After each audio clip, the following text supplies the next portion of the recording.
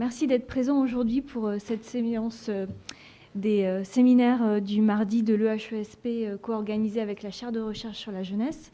Nous sommes heureux donc d'accueillir aujourd'hui, en tout cas d'entendre aujourd'hui, Stéphanie Guillemard et Karine Guillou, qui donc sont toutes les deux ingénieurs à la chaire de recherche sur la jeunesse et qui vont nous présenter les premiers résultats d'une recherche collaborative sur la participation des jeunes, un programme financé donc par la région Bretagne dans le cadre des programmes ASSOS sur l'appropriation sociale des sciences, qui concerne donc les modalités de soutien à la participation des jeunes.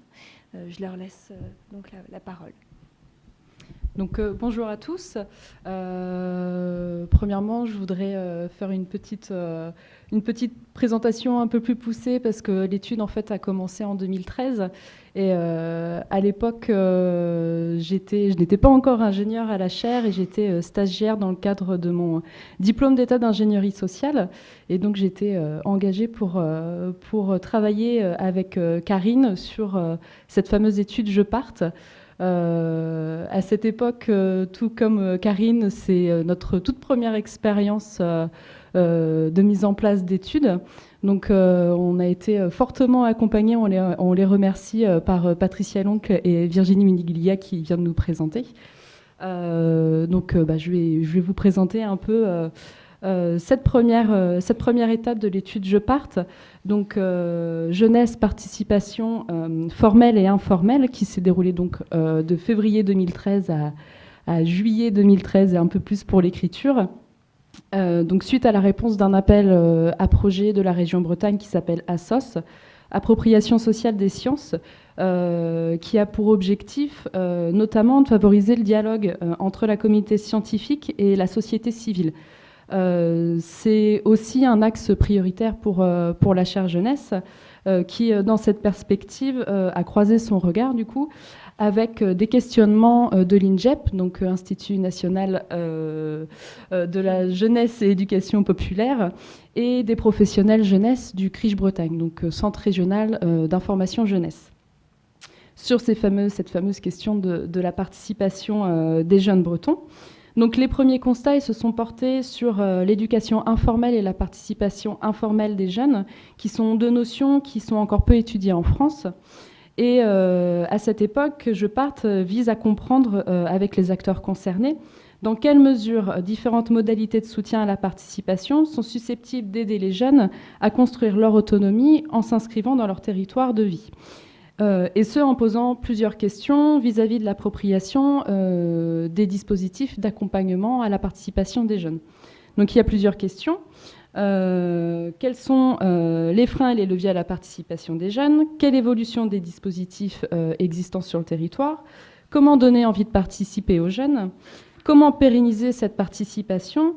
Et aussi, comment accompagner les jeunes qui veulent participer dans leur territoire? Donc, pour commencer cette première étape, on s'est appuyé sur une méthode de recherche qui était adaptée et évolutive.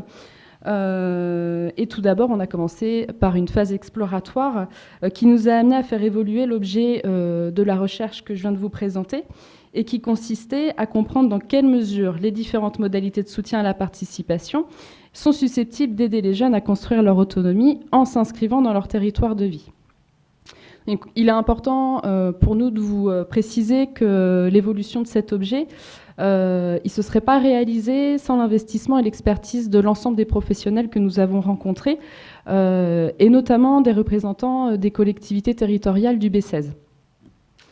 Donc, l'hypothèse générale de Je parte, on a voulu vérifier que les modalités de soutien à la participation des jeunes sont des instruments qui permettent aux jeunes de devenir adultes, mais qui sont sans doute trop formels pour toucher tous les jeunes. Donc pour vérifier cette hypothèse générale, nous avons décidé de poser notre regard dans cette première étape sur des modalités de soutien des jeunes en Bretagne. Donc vous allez voir, on a créé une petite carte avec Karine à l'époque pour représenter l'ensemble des dispositifs et modalités que nous sommes allés rencontrer. Et nous avons tout d'abord analysé deux modalités d'accompagnement spécifiques qui sont la bourse Frige, donc le Fonds rennais d'initiative jeune, qui est une modalité formelle proposée par les acteurs publics rennais très approprié par les jeunes rennais et qui est appliqué dans un territoire urbain. Et à côté de cette modalité, nous sommes allés rencontrer le collectif CARAF, qui est dans le centre-Bretagne, pardon. Et ce collectif a été créé par un ensemble d'associations de jeunes avec l'impulsion des acteurs publics de ce territoire qui étaient initiateurs en fait de ce dispositif.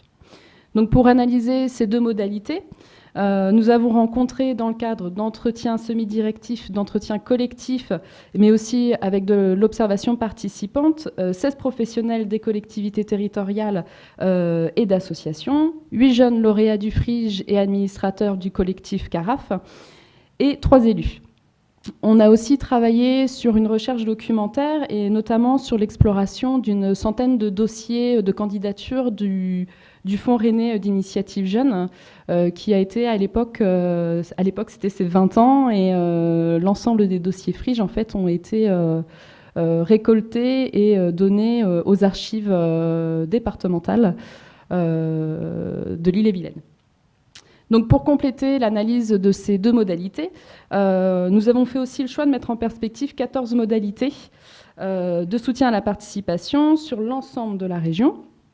Vous allez voir en fait ces différentes modalités, elles sont à la fois locales, régionales et aussi départementales. Elles sont à la fois informelles, formelles, il y a des dispositifs de bourse, des expérimentations, de l'aide à la recherche d'emploi, en tout cas de s'intégrer dans le territoire tout en développant son activité professionnelle. Et pour réaliser ce focus, nous sommes allés voir 14 référents, donc les référents de ces 14 modalités, pour comprendre en fait comment des modalités toutes plus différentes les unes que les autres pouvaient accompagner les jeunes dans le territoire et dans leur parcours de vie. Donc on a proposé un questionnaire qualitatif qui proposait plusieurs thématiques, dont l'objectif de leur dispositif, les jeunes qui l'utilisaient, l'impact du soutien et de la participation des jeunes dans ces territoires, mais aussi la valorisation de cette participation. Donc l'analyse de l'ensemble de ces matériaux récoltés nous ont fait ressortir plusieurs éléments. Dans un rapport qui se trouve maintenant sur voilà, le rapport Je parte de la première étape, qui se retrouve sur le site de la chaire jeunesse si vous voulez en savoir un peu plus, parce qu'aujourd'hui on va vous présenter en fait quelques points de ce rapport. Dans un premier temps, Karine, elle va vous proposer le regard croisé des jeunes et des professionnels sur la participation. Donc comment pour eux, qu'est-ce que ça veut dire la participation pour eux? Dans un deuxième temps, moi j'interviendrai sur les leviers et les freins à la participation que rencontrent les professionnels et les jeunes dans les modalités, et notamment sur la question de l'universalité des modalités de soutien. C'est un objectif assez fort et soutenu par les acteurs publics, mais qui est très compliqué à mettre en place pour les professionnels. Et enfin, Karine reviendra, elle, sur la question de la posture d'accompagnement des professionnels de jeunesse dans ces modalités. Donc je laisse la parole à Karine. Donc je vais commencer par essayer de mettre en perspective les regards croisés à la fois des jeunes et des acteurs de la jeunesse que nous avons rencontrés. Il ne s'agit bien que d'analyse à partir des matériaux que nous allons collecter. Donc je vais essayer de vous proposer des éléments qui ressortent de ces matériaux collectés. Et puis à chaque fois, pour chacune des parties, on vous proposera la mise en perspective de ces éléments d'analyse avec des extraits d'entretien qu'on a choisis pour imager ou rendre plus concret peut-être nos propos. Donc par rapport au regard croisé sur ces dispositifs de participation au sens très large, on va commencer par vous citer Tanguy, qui est administrateur d'un collectif, donc, pour évoquer un petit peu la diversité, la façon très large qu'on a choisi pour comprendre la participation, et qui semble correspondre effectivement à ce que les jeunes aussi envisagent en termes de compréhension de cette modalité d'implication. Donc Tanguy nous dit c'est très large la participation. Un jeune qui organise un festival, un jeune qui va venir faire de l'alternance sur le territoire, s'investir dans une association, un jeune qui monte son entreprise, s'investir au niveau de la vie de la collectivité, il participe à la vie du territoire. Donc par rapport à ces regards croisés et au sens partagé, donc la diapositive qui est derrière moi évoque les sens qui sont communs aux acteurs, donc professionnels, élus et jeunes, en bleu, et en orange, ce qui ressort plus spécifiquement des propos des jeunes. Donc je vais évoquer les différents points qu'on a pu faire ressortir donc, des matériaux de l'enquête. Donc ils ne sont pas classés par ordre de priorité.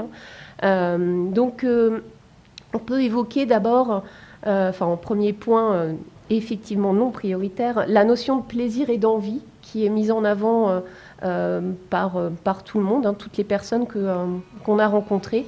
Il semble important que le plaisir et l'envie motivent en fait la participation qui vient refléter en fait le choix d'activité et puis un besoin et une envie d'agir. Si on s'appuie par exemple sur les travaux menés par le réseau Information Jeunesse qui fait régulièrement des enquêtes autour des modalités et des stratégies d'information des jeunes, on voit, et ce qui ressort aussi dans nos travaux, qu'il y a certaines thématiques qui motivent plus les pratiques participatives et d'engagement des jeunes, qui sont notamment les thématiques culturelles et liées aussi aux activités sociales ou de solidarité. Donc voilà, il est important pour les jeunes que la participation réponde à des envies et procure du plaisir. Et ce qui est plus spécifiquement évoqué par eux, c'est qu'il est important que ces pratiques soient révélatrices d'une certaine sincérité. Pour eux, il est compliqué que la participation se négocie et qu'ils acceptent de renoncer à certains choix ou à certaines thématiques qui leur plaisent plus particulièrement. Ce qui est aussi relevé par l'ensemble des acteurs que nous avons rencontrés, c'est que la participation, elle permet et elle prend son sens dans l'élaboration de liens sociaux. Donc notamment la construction d'un réseau de ressources autour des jeunes qui permet de repérer et de mobiliser des acteurs qui vont pouvoir accompagner dans la participation. Et ce qui est plus spécifiquement mis en avant par les jeunes, c'est les liens qu'ils vont pouvoir construire avec leurs pairs, alors leurs pairs dans le groupe même, avec lequel ils vont construire leur démarche participative, et puis au-delà de ce groupe-là.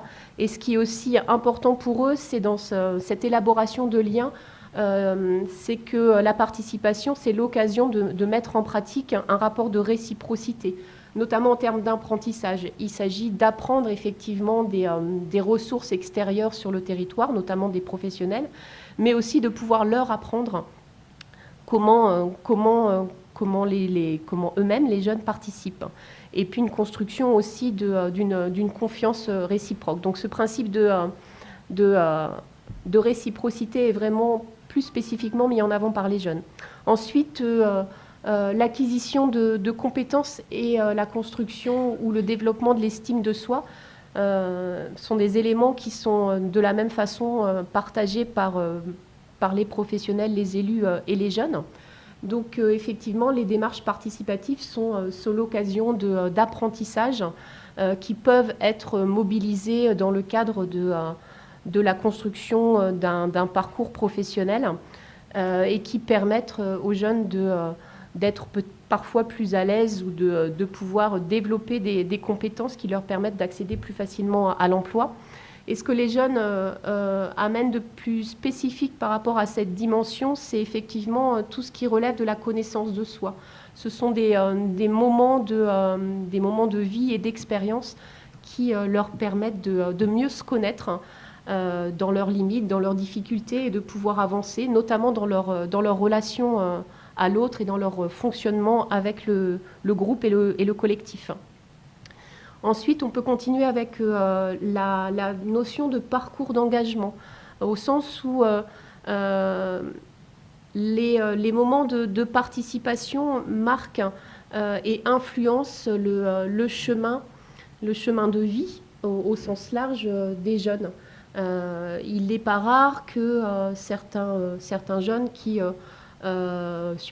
ils construisent un projet, par exemple, de reportage photo, finissent, alors pas tous, mais certains, finissent par être photographes, effectivement. Donc on voit qu'il y a un lien entre ces premières expériences participatives et un chemin plus global. Et puis ce que les jeunes mettent en avant, c'est l'idée d'un engagement qui est progressif et qui évolue avec l'âge. Il semblerait que pour les plus jeunes, ils investissent des démarches plus ponctuelles et plus accompagnées par des professionnels notamment, et que petit à petit, ils s'engagent à d'autres moments dans des projets plus importants et plus en collectif entre pairs. Deux derniers points enfin pour ces regards croisés. Donc la notion de dynamisme sur le territoire, professionnels, élus et jeunes se font écho pour évoquer l'importance de ce mouvement qui est mis en marche dans les territoires quand les jeunes participent, par leur agir, par leur capacité créative et capacité d'innovation. Ce que les jeunes disent plus spécifiquement, c'est que ce dynamisme et cette créativité, elle peut aussi, dans certains cas, être impulsée parce qu'il y a des vides, des manques, parce que sur certains territoires, il n'y a rien. Il n'y a rien ou très peu de choses pour les jeunes, et que du coup, ils s'organisent pour se créer des espaces, des activités, pour organiser des événements. Ou bien ces modalités de participation peuvent leur permettre aussi de modifier ou d'adapter les activités, les services qui sont déjà existants, mais qui ne sont pas forcément, qui correspondent pas forcément exactement à leurs attentes et à leurs besoins. Enfin, un dernier sens à la participation qui est évoqué par l'ensemble des acteurs, c'est la dimension d'implication politique. La dimension d'implication politique, elle est évoquée en termes de consultation, c'est vrai, et d'expression pour les acteurs publics. Encourager, faciliter, accompagner la participation des jeunes, c'est pouvoir justement collecter leurs attentes, leurs besoins, solliciter leur prise de parole sur certaines thématiques, sur certaines questions. Et pour les jeunes, c'est l'occasion de pouvoir dire ce qu'ils ont à dire à leurs représentants politiques. La participation est souvent aussi envisagée comme étant l'occasion de premières expériences démocratiques, là encore par l'ensemble des acteurs. Et puis ce que les jeunes amènent plus spécifiquement, c'est à un moment que la participation pour eux peut être envisagée aussi comme une modalité de partage du pouvoir. En tout cas, certains d'entre eux aimeraient ou le souhaiteraient. Et ils insistent en tout cas sur l'importance l'importance d'être clair sur les objectifs de la participation.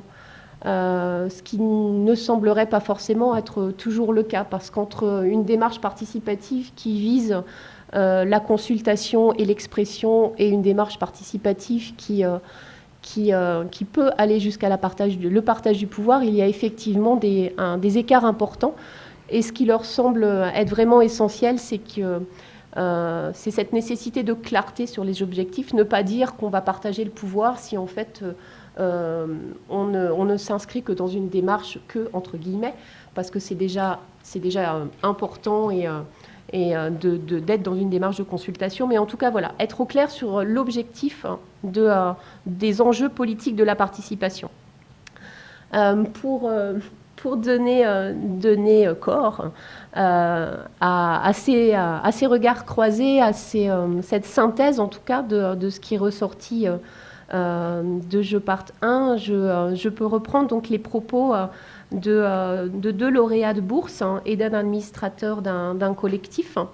Donc Marina, par rapport à la dimension de solidarité qui semble importante par rapport aux démarches de participation, dit « c'est le collectif qui prédomine pour moi, oui, vivre ensemble, c'est aussi se filer des coups de main, s'aiguiller, s'aider, se guider, travailler ensemble.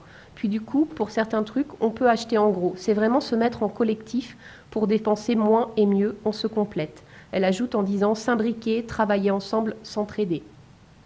Denis, lui, nous parle du dynamisme du territoire et de l'élément moteur que peut être la participation. Il dit faire bouger le groupe dans un sens, ne pas juste être spectateur, être acteur, prendre part personnellement, s'impliquer réellement, se joindre à la communauté, en être un élément moteur et la pousser vers le haut, la pousser vers l'avant. Et puis Tanguy, lui évoque la participation comme étant une possibilité, une modalité de changement. Il dit « Je pense qu'aujourd'hui, on arrive dans un climat et dans une époque où il y a trop de place donnée à la jeunesse. Et là, on détient un outil qui peut faire parler de lui à une échelle locale. C'est peut-être ambitieux de ma part de dire ça, mais on partage à plusieurs ce point de vue-là. À une échelle bien plus grande, départementale et régionale, voire autre, justement, on a une réelle ambition de faire changer les choses. » Voilà, et j'ai fini pour ce premier regard sur la participation à partir des matériaux collectés. Et puis je vais laisser la parole à Stéphanie qui va enchaîner sur les questions de levier et de frein. Donc voilà, suite à cette partie sur le sens de la participation pour l'ensemble des acteurs que nous avons rencontrés, on a essayé de poser des hypothèses dans notre étude. Et l'une d'entre elles, c'était la question de l'universalité dans les dispositifs. Et on a remarqué qu'il y avait une grande difficulté pour les professionnels de toucher tous les jeunes qui étaient concernés par les dispositifs dont ils étaient opérateurs. Donc l'hypothèse était la suivante: les dispositifs de soutien de la participation des jeunes ne sont pas accessibles à toutes et à tous. Ce n'est pas un mode universel d'accès à l'autonomie, il existe des freins et des leviers à la participation. Donc la rencontre avec tous ces acteurs nous a permis de mettre en lumière plusieurs freins à la participation des jeunes, mais aussi des leviers que je vous présenterai par la suite. Donc un grand nombre, comme je vous l'ai dit, de dispositifs prônent leur soutien comme accessible à l'ensemble des jeunes du territoire sur lequel ils sont. Mais dans les faits, l'universalité, elle est relative. Nous avons pu soulever plusieurs freins. Je vais vous en proposer quelques-uns. Donc le premier, c'est l'écart en fait entre les jeunes qui sont a priori concernés par les dispositifs et ceux qui se les approprient. On a pu remarquer que les jeunes qui s'appropriaient les dispositifs avaient plusieurs profils. Certains, même un certain nombre, étaient en études supérieures, pouvaient être fortement impliqués déjà dans leur territoire, et aussi qu'ils maîtrisaient les codes du fait d'être en études supérieures, de maîtriser les codes oraux et écrits. Il y avait aussi pour certains dispositifs l'idée du bouche à oreille, c'est-à-dire que dans le réseau de connaissances, les dispositifs étaient connus et on accédait à ce dispositif parce que, par exemple, un ami y avait déjà participé. Donc une des professionnelles associatives nous explique qu'on est conscient qu'on est avec des jeunes qui sont investis sur le territoire. On renforce cet investissement et on n'a pas travaillé pour les autres jeunes. Une autre salariée d'une association nous dit que ce n'est pas toujours facile de cerner les attentes des jeunes qui sont très différentes. C'est plus tentant de répondre aux demandes des jeunes qui sont prêts à s'engager que celles et ceux qui sont loin de l'engagement. Un second frein à cette universalité, c'est le paradoxe entre cet objectif et les moyens qui sont alloués au dispositif. Les financements pour les dispositifs de bourse, par exemple, ne sont pas forcément très, très gros, très onéreux. Et du coup, ça limite les professionnels à communiquer sur leurs dispositifs. Notamment, là, je vais prendre l'exemple du Frige, où l'un des professionnels que nous avons rencontrés nous explique qu'il ne communique pas trop, parce que s'il y a trop de monde, on a encore moins de sous à donner. Et en même temps, on dit que les jeunes ne foutent rien. Je te le prouve en 2 minutes, c'est des dizaines de projets qu'on a. Et à la suite de ces paroles, il m'a expliqué que si, par exemple, on permettait à l'ensemble des jeunes rennais donc de 15 à 25 ans, d'être soutenu par le FRIGE, chacun aurait droit à 1 euro pour faire son projet. Donc c'est un peu compliqué. D'autres freins à cette universalité, ce sont les jeunes qui ne peuvent pas participer. Donc l'accessibilité à tous est compliquée dans ce cas-là, puisque à la fois certains jeunes peuvent avoir une méconnaissance de leurs droits et des possibles pour créer des projets, mais il y a aussi pour certains jeunes le quotidien de la vie. Les priorités vitales, elles l'emportent sur l'engagement qu'ils aimeraient pouvoir faire dans leur vie. Amandine, une professionnelle d'une association, nous dit « Ceux qui ont des préoccupations quotidiennes qui les absorbent sont loin de la démarche de projet. Ça se fait, mais il faut un échange, du temps et un accompagnement renforcé avec les structures qui les accompagnent au quotidien. » On verra par la suite, quand Karine interviendra sur les postures professionnelles, qu'il y a aussi cette posture d'accompagnement qui doit se faire aussi sur du long terme si on veut pouvoir aider tous les jeunes qu'on rencontre. Dernier frein à cette universalité, ce sont les jeunes aussi qui ne veulent pas participer, parce que évidemment, tous les jeunes ne veulent pas participer dans le territoire ou participent autrement. Et là, il y a deux idées. Le premier, c'est voilà, il y a un choix de ne pas s'engager. On est par exemple dans nos études, donc on continue nos études et on ne s'engage pas en dehors. Et il y a un autre point, c'est la question de l'injonction à la participation. Les acteurs publics peuvent inciter à la participation, mais pour certains jeunes, ça risque d'être un frein parce que trop poussé. On leur demande de participer alors qu'au départ, ils n'ont pas forcément cette envie. Faut que ça vienne d'eux. Plusieurs propos de professionnels. Natacha qui nous dit que si on ne les capte pas, il y a peut-être une raison. Peut-être qu'ils n'ont pas envie de s'investir. Charlotte, elle, dit qu'elle a le sentiment qu'il y a une surenchère pour changer la représentation des jeunes. Je suis jeune, il faut que je m'engage. Et tous les jeunes n'ont pas envie de s'engager. Donc, en rencontrant ces professionnels, ils nous ont parlé de ces freins, mais ils ont aussi parlé de certains leviers qui pourraient être levés pour atteindre cet objectif d'universalité. Donc, il y a plusieurs leviers. Mais pour ça, il faut évidemment mettre en œuvre certains moyens. Le premier, c'est alors éviter le parcours du combattant pour les jeunes qui veulent être soutenus.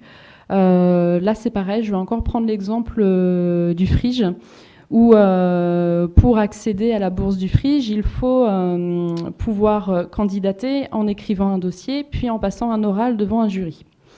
Pour certains, ça peut être un frein, par peur d'écrire, par peur de parler devant des gens inconnus, comme aujourd'hui, par exemple. Et à la fois, les professionnels sont présents aussi pour donner un cadre pour des jeunes qui pourraient avoir peur de faire ça, mais qui ont un accompagnement derrière et qui leur donnent de la confiance pour accéder à ces dispositifs. C'est aussi un autre paradoxe. On demande beaucoup aux jeunes pour pouvoir obtenir une bourse. Victor, un professionnel associatif, nous explique que ce n'est pas neutre. Un certain nombre de mômes qui sont les plus éloignés géographiquement, socialement, acceptent, même s'il y a un accompagnement, des professionnels à côté d'eux, acceptent de faire la démarche. Remplir un dossier, de venir devant un jury, de donner des pièces justificatives. Et là, il se pose la question, demande-t-on autant à des associations qu'on subventionne à hauteur de 800 €?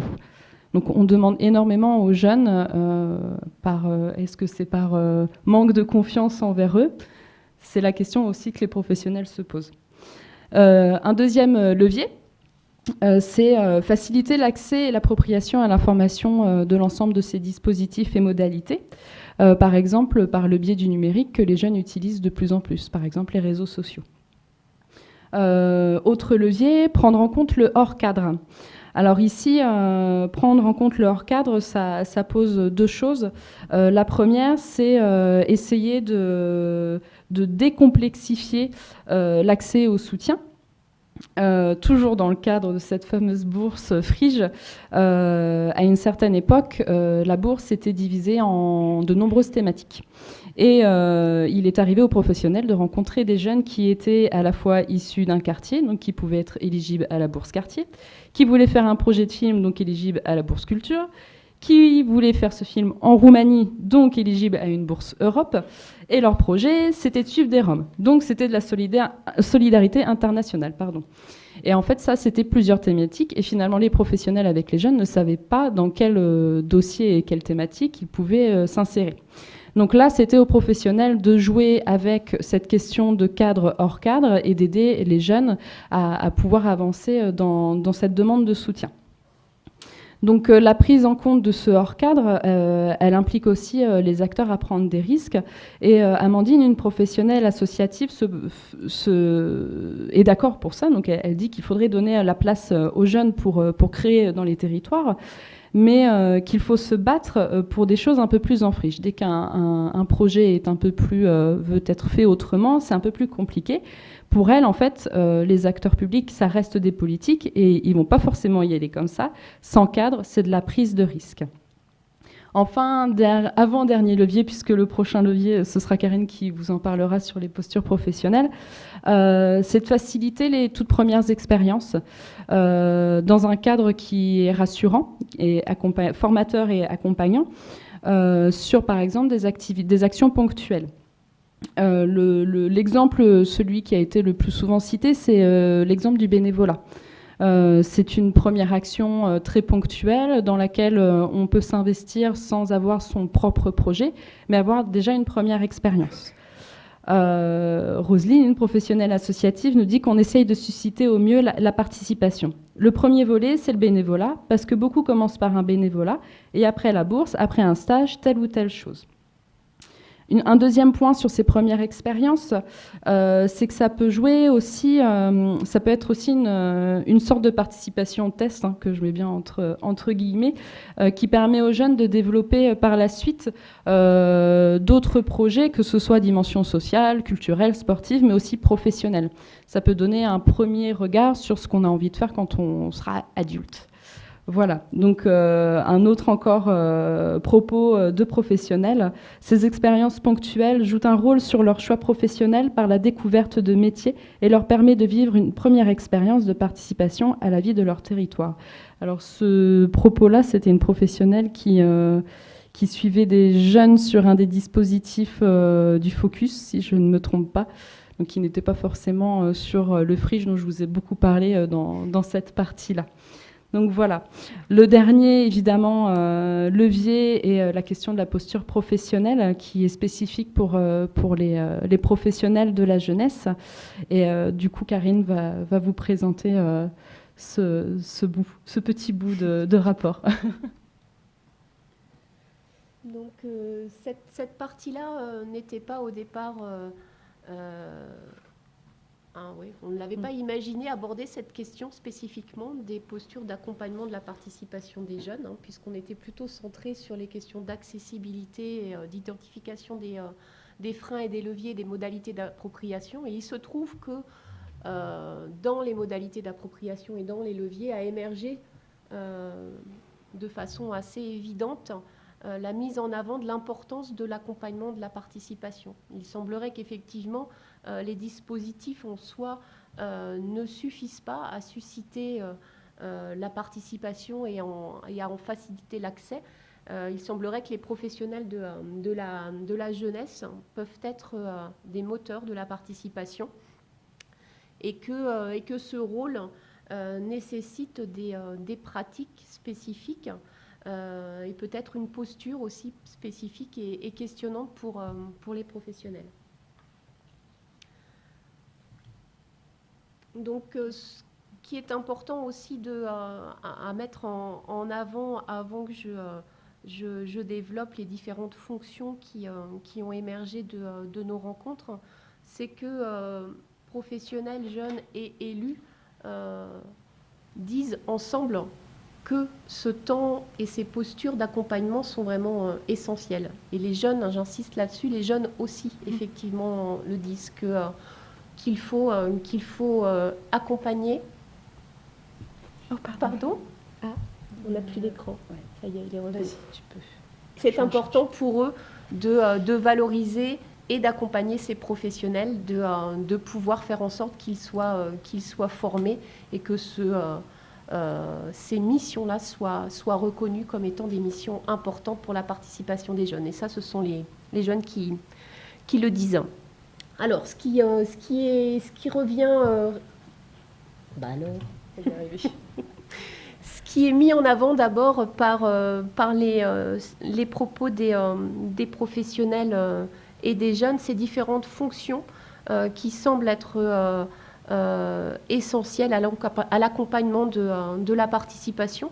Donc il y a d'abord, encore une fois, il ne s'agit pas d'un ordre de priorité, mais la fonction d'information, d'informer les jeunes sur l'existant semble vraiment importante. Et il s'agit pour ça de pouvoir à la fois connaître l'existant et aussi de pouvoir mobiliser les relais de proximité. Comment faire en sorte que les animateurs de structures de quartier, par exemple, puissent faire le relais de l'information concernant des dispositifs qui peuvent être initiés par des collectivités territoriales, par exemple, et puis faciliter donc cet accès à l'information. Il semble de la même façon important pour réussir à mobiliser, à faciliter l'accès aux dispositifs, de s'appuyer sur les pairs, notamment en encourageant et facilitant le partage d'expériences et la mutualisation. Il semblerait que l'idée de découvrir que ces pairs l'idée de pouvoir se rendre compte que ces pairs peuvent effectivement être acteurs de leur territoire, faire des choses, se mobiliser et avoir une place pour ça, ça peut donner envie de s'y mettre aussi. Et puis, alors Stéphanie l'a déjà évoqué, il semble important là de mobiliser les outils qui sont utilisés, les outils d'information mobilisés et utilisés par les jeunes. Donc il faut se mettre au numérique si on veut faciliter la participation des jeunes et faciliter notamment leur accès aux dispositifs portés et accompagnés par les acteurs publics. Et puis favoriser l'aller vers. Il ne s'agit pas de diffuser uniquement, entre guillemets, l'information via les médias sociaux ou avec des supports papier, mais il faut aussi aller à la rencontre des jeunes là où ils sont. C'est ce qui semble être important par rapport à cette mission et à cette fonction d'information concernant la participation des jeunes. Ensuite, il y a un autre moment en amont, on peut dire, de la participation qui a été largement évoqué et expliqué par les acteurs que nous avons rencontrés. C'est ce moment d'impulsion des démarches participatives. Comme le disait Stéphanie tout à l'heure, l'accès à la participation n'est pas forcément, même s'il est souhaité comme les dispositifs sont envisagés comme étant potentiellement universels, il y a certains freins, certains blocages, et notamment certains jeunes qui peut-être auraient envie, mais pour qu'ils y aillent, il faut qu'ils s'en sentent capables, il faut qu'ils sachent que c'est quelque chose de possible et d'accessible pour eux. Donc ils ont besoin d'être rassurés, d'être accompagnés, ils ont besoin qu'on les autorise en les valorisant à pouvoir être acteurs de leur territoire, à pouvoir apporter aux autres, à pouvoir se projeter et rêver. Donc il s'agit de tout un travail de proximité pour accompagner c'est possible, cette ouverture de possible, et puis valoriser y compris les micro-expériences de participation, y compris à l'échelle privée, parce que les jeunes nous disaient aussi, voilà, donner un coup de main à son voisin, investir, faire je sais pas, du désherbage sur son territoire en échange d'argent de poche, par exemple. Enfin voilà, des petites modalités de participation, d'engagement méritent d'être valorisées pour pouvoir encourager et impulser ces démarches pour ceux qui se sentent le moins capables le moins autorisés à. Au-delà de ce premier moment en amont de la participation, après il s'agit d'assurer un soutien en continu et de pouvoir créer et maintenir une relation de confiance. Et ce n'est pas sans soulever des difficultés, cette notion de continuité et de présence maintenue et de cette disponibilité, notamment en termes de moyens et de reconnaissance de l'importance de ces temps-là qui ne sont pas faciles à valoriser et à rendre concrets pour rendre compte de son activité pour les professionnels. Il s'agit d'une présence et d'un accompagnement qui est parfois discret et qui n'apporte pas de résultats tangibles directement. Mais voilà, il s'agit d'être là, de pouvoir être disponible. Et puis c'est vrai qu'il y a aussi la question de comment maintenir le lien quand dans le secteur de la jeunesse, les professionnels bougent souvent. Tant mieux sans doute, mais voilà, cette question de l'accompagnement dans la durée d'une démarche de participation qui peut, on l'a vu, prendre le temps et nécessite effectivement d'être là sur de la durée. Comment ça c'est possible quand les postes sont assurés par différentes personnes ou alors quand ils ne sont pas poursuivis. Et puis la dernière fonction qui a été mise en avant dans cette étape de Je parte, ça a été la mise en réseau des différents acteurs qui fait un lien avec la mission d'information. L'accompagnement, l'information rend nécessaire cette mise en réseau des acteurs. Je vais citer quelques paroles de professionnels. Donc, Natacha parle de ce moment de l'impulsion en disant « renforcer la motivation et la confiance en soi, donner envie de s'engager, démystifier la démarche de projet, que chacun se sente capable de, en partant de là où est chaque jeune au moment de la rencontre, faire du sur-mesure et avancer pas à pas ». Quentin, professionnel d'une collectivité territoriale, évoque la question du soutien en continu. Il dit « Le rôle qu'ils attendent de notre part, c'est de jouer celui de garde-fou, sentir qu'il y a toujours une présence de professionnels si besoin, qu'ils ont des interlocuteurs qu'ils peuvent solliciter. C'est une question de génération. Il faut que ça aille vite. Ils attendent des résultats. Ils sont exigeants vis-à-vis d'eux-mêmes, parfois trop. Il y a toujours une fragilité, c'est pour ça qu'il faut la présence d'un garde-fou. Ils ont besoin encore de cet accompagnement. Ce n'est pas de l'accompagnement, c'est du présentiel. » Non, ce n'est pas de l'accompagnement, c'est de la présence qui est complètement différente. Je vais finir par évoquer les questions que se posent les professionnels par rapport à ces fonctions d'accompagnement et à cette posture spécifique. Ils s'interrogent par rapport à l'objet de cet accompagnement. Est-ce qu'il s'agit de faire entrer les jeunes dans des dispositifs, de faire en sorte effectivement qu'il y ait du nombre, que les dispositifs soient utiles et que les jeunes se les approprient, et donc d'être plutôt au service d'un projet politique, ou est-ce qu'il s'agit d'être à la disposition des jeunes et de faire en sorte que le projet politique s'adapte à leurs modalités de participation? Et est-ce qu'il y a vraiment à choisir entre ces deux attentes, ces deux demandes? Et où est-ce qu'il y a un entre-deux à pouvoir saisir? Il s'interroge aussi, sur la posture à adopter en termes de présence justement et de suivi dans la relation. Comment s'impliquer suffisamment pour assurer cette présence et ce suivi en continu, et en même temps être suffisamment en retrait pour que les jeunes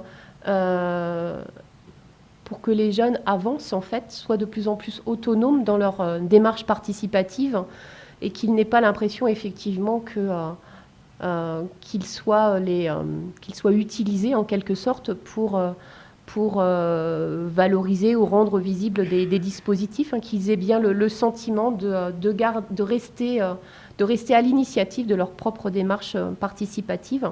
Donc, quelle est la bonne place du professionnel entre un accompagnement trop marqué et une distance trop importante quand il y a besoin d'accompagnement. Par rapport à la question du réseau aussi, il semblerait que la mise en œuvre d'une approche coopérative sur l'accompagnement de la participation des jeunes ne soit pas si évidente que ça dans les faits à mettre en place, parce que il y a en parallèle de ce besoin et cette importance de la démarche partenariale et coopérative, un besoin aussi aujourd'hui de beaucoup de structures et d'acteurs de la jeunesse à légitimer leurs fonctions, leur structure, leur mission, ce qui est certainement lié à un climat de fragilisation de certaines structures dédiées à l'accompagnement des jeunes plus largement.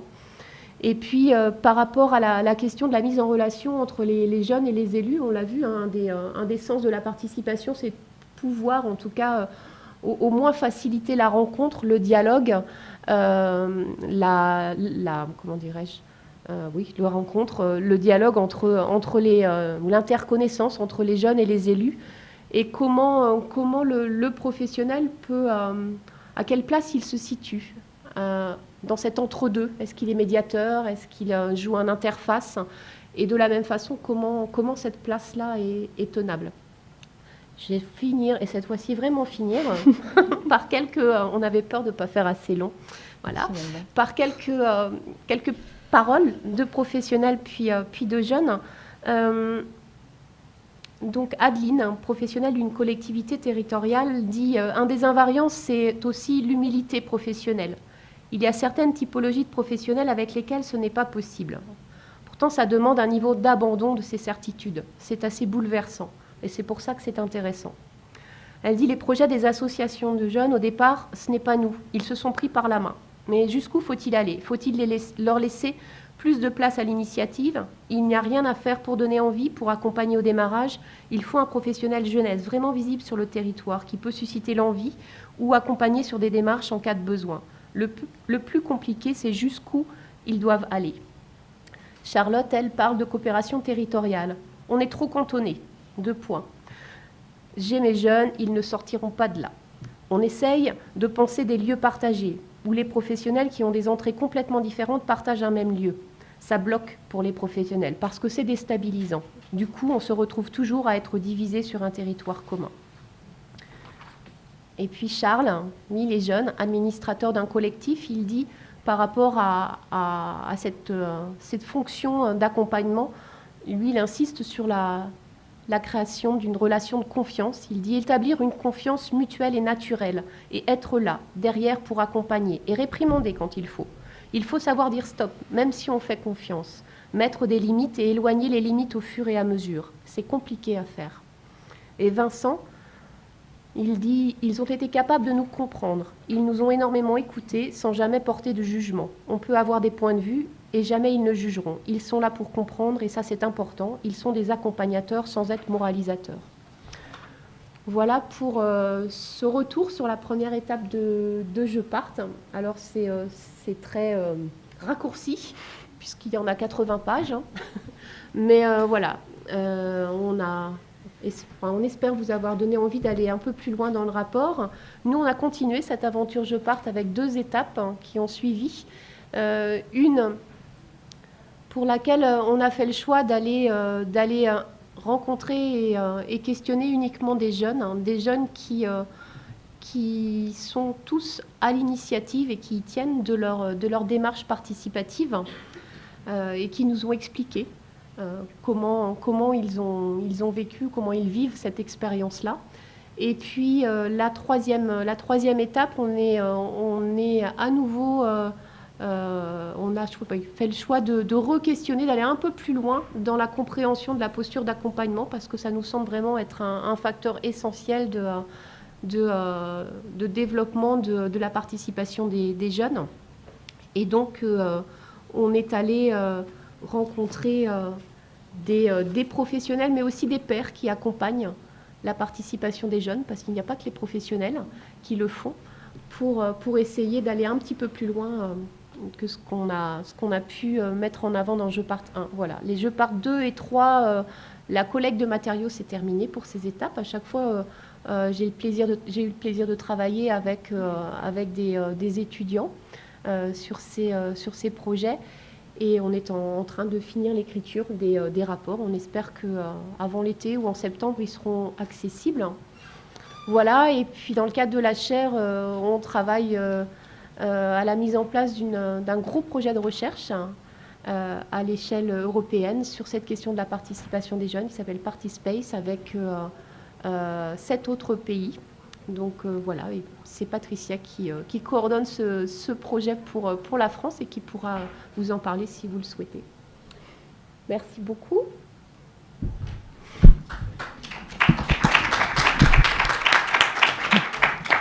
Merci Karine, merci Stéphanie. Je pense qu'on doit avoir... Est-ce qu'on a 1 ou 2 minutes? 5 petites minutes? 5 petites minutes pour 1 ou 2 questions.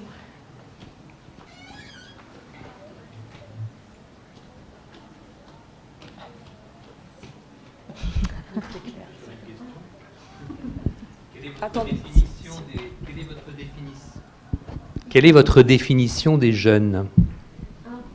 Oui, effectivement, on n'a pas évoqué en termes de tranche d'âge, par exemple. Les jeunes qu'on a rencontrés, donc pour les lauréats, notamment de dispositifs de bourse, et là plus précisément du FRIGE, le FRIGE s'adresse aux 15-25 ans.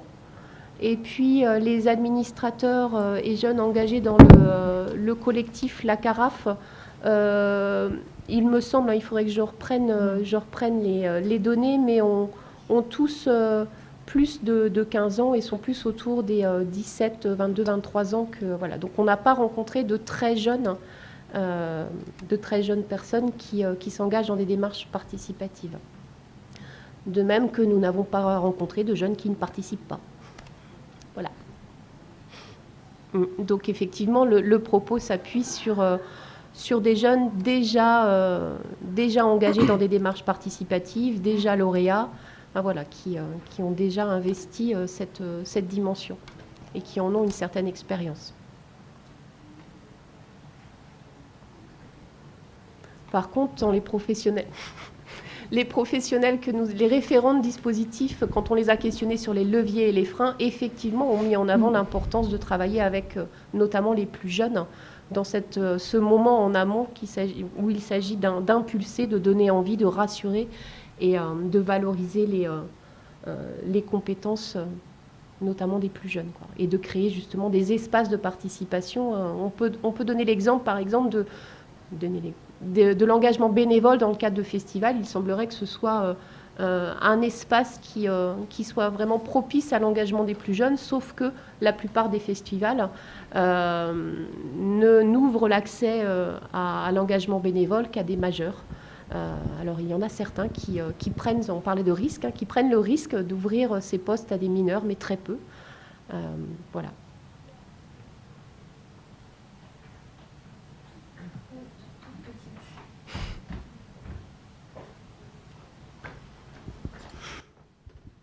Oui, j'avais une question par rapport aux freins pour les jeunes. Vous avez par rapport aux freins pour les élus ou les acteurs, les professionnels. Est-ce que eux ont des freins qui leur imposent, par exemple, de ne pas pouvoir aider certains jeunes ou les accompagner jusqu'au bout dans leur démarche de projet? Alors, il y a effectivement la question, comme on l'évoquait tout à l'heure, des projets qui ne rentrent pas dans les cases. Est-ce qu'on les accompagne quand même ou pas? La question du temps et de la disponibilité aussi. Est-ce qu'on a les moyens? Est-ce que c'est inscrit dans nos missions de pouvoir accompagner toutes les demandes, toutes les initiatives, tous les projets? Et puis, il y a c'est ce qu'on évoque aussi dans cette posture qui est délicate, c'est les professionnels dans la jeunesse ont pour la plupart une mission aussi éducative. Certains, ils se questionnent par rapport à certains projets, par exemple, qui sont en complète opposition par rapport aux valeurs de leur structure ou à leur mission professionnelle, ou des projets dans lesquels les jeunes vont se mettre en danger ou en difficulté quand ils ont conscience, par exemple, qu'un projet ne pourra pas aboutir parce qu'il est complètement irréaliste, ou voilà. Est-ce qu'ils accompagnent tout de même, en sachant qu'ils accompagnent les jeunes vers un échec? Donc c'est toutes ces questions-là, effectivement, qu'ils se posent. Je pense à un exemple de jeunes filles qui voulaient organiser un concours comment ça s'appelle, un combat de jeunes femmes dans la boue, quoi. Est-ce qu'on accompagne ça en termes de projet? Voilà, c'est un exemple, mais même si ça crée un événement sur le territoire et que ça mobilisera plein de monde.